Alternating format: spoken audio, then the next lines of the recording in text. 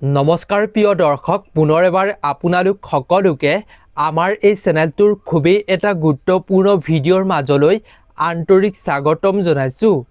প্ৰিয় দৰ্শক, 2026 বৰ্ষৰ অক্ষয় তৃতীয়াৰ দিনা আপুনি আপোনাৰ ঘৰৰ মুখ্য দুৱাৰত বান্ধি থৈ দিয়ক এটা সৰু বস্তু। লগতে আপোনাৰ ধন থোৱা ঠাইত আপুনি এটা বস্তু ৰাখক।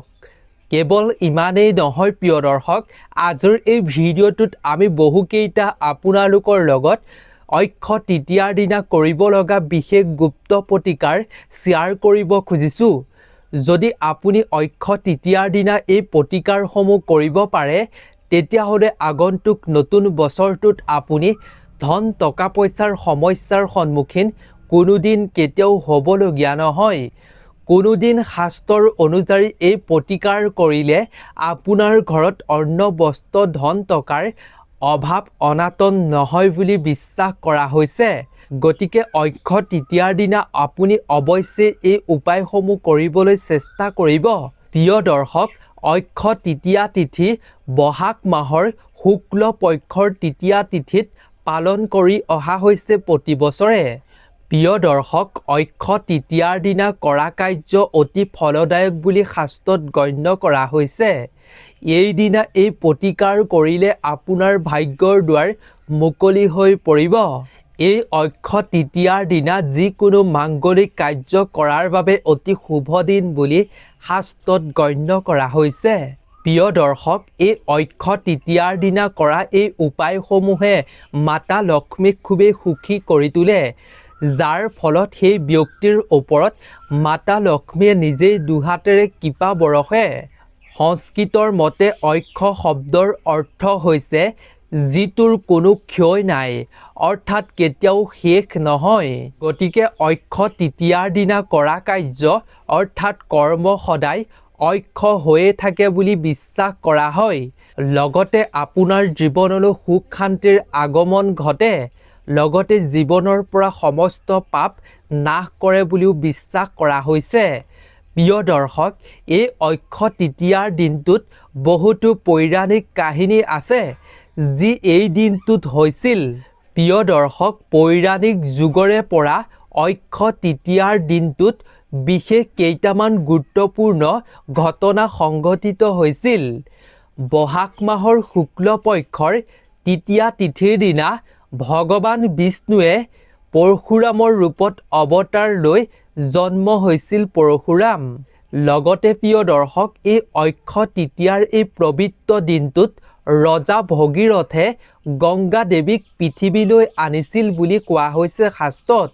কেৱল ইমানেই নহয়, অক্ষয় তৃতীয়াৰ দিনটোত প্ৰিয় দৰ্শক, ভগৱান শ্ৰী গণেশে বেদ ব্যাসে কোৱা কথাবোৰ শুনি মহাভাৰত ৰচনা কৰিবলৈ আৰম্ভ কৰিছিল বুলি কোৱা হৈছে শাস্ত্ৰত এই দিনটোত। লগতে এই অক্ষয় তৃতীয়াৰ দিনটোত দেৱী অন্নপূৰ্ণাৰ আৱিৰ্ভাৱ হৈছিল বুলিও কোৱা হৈছে শাস্ত্ৰত। কেৱল ইমানেই নহয়, এই অক্ষয় তৃতীয়াৰ দিনটোতেই সত্যযুগ অন্ত পৰিছিল আৰু ত্ৰেতা যুগ আৰম্ভ হৈছিল বুলি কোৱা হৈছে শাস্ত্ৰত। লগতে এই অক্ষয় তৃতীয়াৰ দিনটোত কুবেৰৰ তপস্যাত ভগৱান শিৱ সন্তুষ্ট হৈ ভগৱান শিৱই অতুলনীয় ধন সম্পত্তি কুবেৰ দেৱতাক প্ৰদান কৰিছিল বুলি কোৱা হৈছে। প্ৰিয় দৰ্শক, এই দিনটোত কুবেৰে ভগৱান শিৱৰ কৃপা দৃষ্টিত লক্ষ্মীৰ লাভ কৰিছিল, অৰ্থাৎ ধন সম্পত্তি লাভ কৰিছিল। সেয়েহে বৈভৱ লক্ষ্মী পূজা কৰা হয় বুলি কোৱা হৈছে শাস্ত্ৰত। কেৱল ইমানেই নহয় প্ৰিয় দৰ্শক, এই অক্ষয় তৃতীয়াৰ দিনটোত ভকত সুদামাই দ্বাৰকাত ভগৱান শ্ৰীকৃষ্ণক লগ পাই শ্ৰীকৃষ্ণৰ পৰা অলপ চাউল লৈ চাউলৰ বাচন এটা লৈ সুদামাৰ সকলো জীৱনৰ দুখ কষ্ট দূৰ কৰিছিল বুলি শাস্ত্ৰত কোৱা হৈছে। কেৱল ইমানেই নহয় প্ৰিয় দৰ্শক, এই অক্ষয় তৃতীয়াৰ দিনটোত দুঃশাসনে দ্ৰৌপদীক বস্ত্ৰ হৰণ কৰিবলৈ গৈছিল আৰু সেই বস্ত্ৰ হৰণ কৰাৰ পৰা অপমানৰ পৰা ভগৱান শ্ৰীকৃষ্ণই এই দিনটোত ৰক্ষা কৰিছিল বুলি কোৱা হৈছে। কেৱল ইমানেই নহয় প্ৰিয় দৰ্শক, অক্ষয় তৃতীয়াৰ দিনটোত পুৰী ধামত জগন্নাথ দেৱৰ ৰথ যাত্ৰাৰ বাবে ৰথ নিৰ্মাণৰ আৰম্ভণিও এই দিনটোৰ পৰাই হৈছিল বুলি শাস্ত্ৰত কোৱা হৈছে।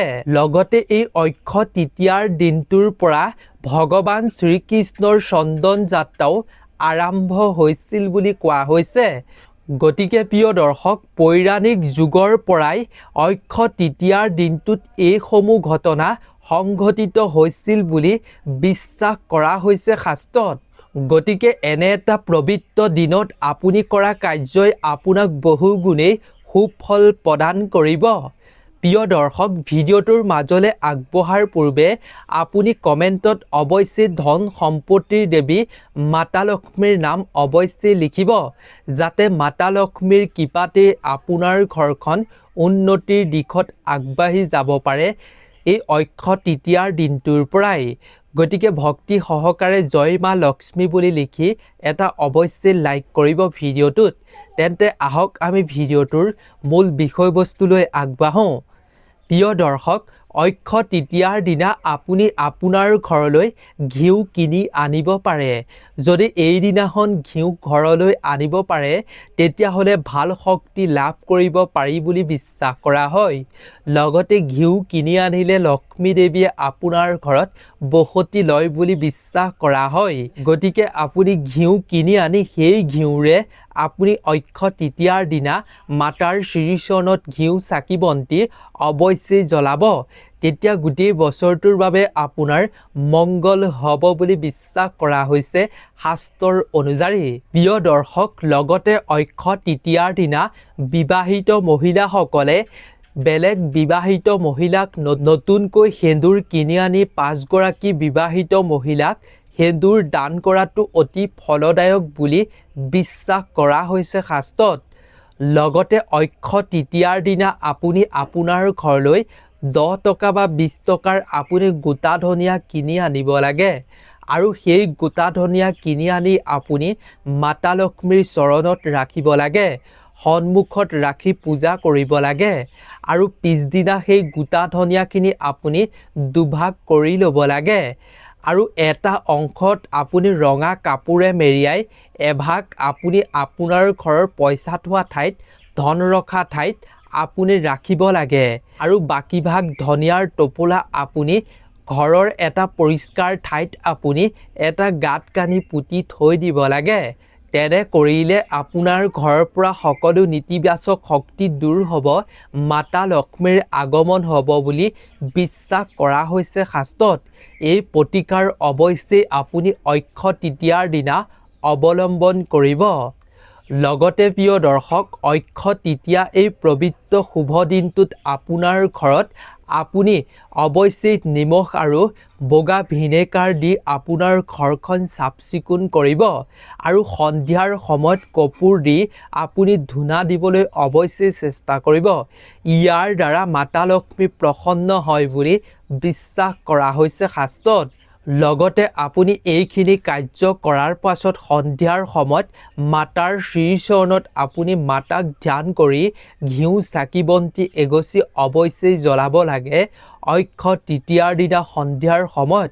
এনে কৰিলে আপোনাৰ ঘৰত আপোনাৰ জীৱনত ধন সম্পত্তি বৃদ্ধি হোৱাত বহু পৰিমাণে সহায় কৰে বুলি বিশ্বাস কৰা হৈছে শাস্ত্ৰত। প্ৰিয় দৰ্শক, এই উপায়ো আপুনি অৱশ্যেই অৱলম্বন কৰিব। লগতে প্ৰিয় দৰ্শক, অক্ষয় তৃতীয়াৰ দিনা আপুনি মাতা লক্ষ্মীৰ কৃপাদৃষ্টি লাভ কৰিবৰ বাবে হাতত হালধীয়া সূতা বন্ধাটো অতি ফলদায়ক বুলি কোৱা হৈছে। ইয়াৰ ফলত আপোনাৰ পৰিয়ালত সুখ আৰু সমৃদ্ধি বৃদ্ধি হয় বুলি বিশ্বাস কৰা হৈছে। কেৱল ইমানেই নহয়, এই অক্ষয় তৃতীয়াৰ দিনা হাতত হালধীয়া সূতা বান্ধিলে পৰিয়ালত উন্নতিত কোনো ধৰণৰ আৰ্থিক উন্নতিত কোনো ধৰণৰ বাধা বিঘিনি নাহে বুলি বিশ্বাস কৰা হৈছে। গতিকে অৱশ্যেই হালধীয়া সূতা বান্ধিবলৈ এইদিনাখন চেষ্টা কৰিব নিজৰ হাতত। প্ৰিয় দৰ্শক, অক্ষয় তৃতীয়াৰ দিনা যদি ঘৰৰ পৰা আপুনি যিকোনো কামৰ বাবে ওলাই যাব লগা হয় তেন্তে কপালত গেৰুৱা ৰঙৰ তিলক লগাই আপুনি যদি ওলাই যায় তেতিয়াহ'লে আপুনি যি কামত যাব সেই কামত সম্পূৰ্ণ সফল হ'ব বুলি আপুনি নিশ্চিতভাৱে জানি ল'ব পাৰিব। কেৱল ইমানেই নহয়, অক্ষয় তৃতীয়াৰ দিনা লক্ষ্মী মাতাৰ লগতে ভগৱান শ্ৰী গণেশক যদি আপুনি পূজা আৰাধনা কৰে তেতিয়াহ'লে সুখ সমৃদ্ধি জীৱনত বৃদ্ধি হয়। আৰু এই অক্ষয় তৃতীয়াৰ দিনটোত বিশেষকৈ ৰাতিপুৱা আপুনি কেঁচা গাখীৰ আৰু গংগাজল মিহলি কৰি একেলগতে আপুনি ঘৰৰ মুখ্য দুৱাৰত ছটিয়াই দিব। আৰু সেইখিনি ছটিয়াই দিয়াৰ পাছত মুখ্য দুৱাৰখন আপুনি ভাল এখন নতুন পৰিষ্কাৰ কাপোৰে দৰজাখন মুচি দিব লাগে বুলি কোৱা হৈছে শাস্ত্ৰত। ইয়াৰ দ্বাৰা ঘৰলৈ লক্ষ্মী আকৰ্ষিত হয় বুলি কোৱা হৈছে। লগতে ঘৰৰ পৰা বিভিন্ন নেতিবাচক শক্তি দূৰ কৰাত সহায় কৰে। প্ৰিয় দৰ্শক, আপুনি অক্ষয় তৃতীয়াৰ দিনা এই প্ৰতিকাৰ আপোনাৰ ঘৰত নাইবা আপোনাৰ দোকান বজাৰ ব্যৱসায় স্থানত কৰ্মস্থানত য'ত দৰজা আছে সেই দৰজাত আপুনি কৰিবলৈ অৱশ্যেই চেষ্টা কৰিব। ইয়াৰ ফলত মাতা খুবেই আকৰ্ষিত হ'ব আপোনাৰ প্ৰতি। এইদিনাখন আপোনাৰ ঘৰৰ আপোনাৰ ব্যৱসায় স্থানৰ যি মুখ্য দুৱাৰ সেই মুখ্য দুৱাৰত আপুনি এডাল আম পাতেৰে আপুনি মালা গাঁঠিব আৰু সেই আম পাতসমূহত আপুনি সেন্দুৰ লগাব। সেন্দুৰ লগাই লৈ মালা বনাই আপোনাৰ মুখ্য দুৱাৰত আপুনি বান্ধি দিব। যদি আপোনাৰ দ্বাৰা সম্ভৱ হয় আপুনি যদি বহু বনাব পাৰে মালা, তেন্তে আপোনাৰ ঘৰৰ প্ৰতিখন দৰজাতে আপুনি এই মালাডাল প্ৰয়োগ কৰাটো, বান্ধি দিয়াটো অৰ্থাৎ ওলোমাই ৰখাটো খুবেই শুভ। ইয়াৰ দ্বাৰা মাতা খুবেই আকৰ্ষিত হয় বুলি শাস্ত্ৰত বিশ্বাস কৰা হৈছে। গতিকে অৱশ্যেই আম পাত বান্ধি ৰাখিবলৈ এডাল মালা গাঁঠি আপুনি সেন্দুৰ লগাই আম পাতকেইটাত ৰাখিবলৈ চেষ্টা কৰিব। এই প্ৰতিকাৰে আপোনাক মাতা লক্ষ্মীৰ অসীম কৃপা দৃষ্টি প্ৰদান কৰাত সহায় কৰিব। গতিকে অক্ষয় তৃতীয়াৰ দিনা এই প্ৰতিকাৰ কৰক, আপোনাৰ জীৱনলৈ সৌভাগ্য আহিব, ধন সম্পদ সকলো বৃদ্ধি হ'বলৈ আৰম্ভ কৰিব পূৰ্বতকৈ। গতিকে আজিৰ ভিডিঅ'টো ইমানেই আছিল। আশা কৰোঁ ভিডিঅ'টো চাই নিশ্চয় ভাল পালে। যদি ভাল পালে তেন্তে আৰু 10জন বন্ধুবৰ্গৰ লগতো যিমান পাৰে সিমান শ্বেয়াৰ কৰক, যাতে অক্ষয় তৃতীয়াৰ সকলোৱে অক্ষয় ফল লাভ কৰিবলৈ সক্ষম হয়। গতিকে নতুন এটা ভিডিঅ'ৰ লগত পুনৰ এবাৰ লগ পাম। আপোনালোক সকলো ভালে থাকক, সুস্থ থাকক, তাৰেই আমিও কামনা কৰিছোঁ। ধন্যবাদ।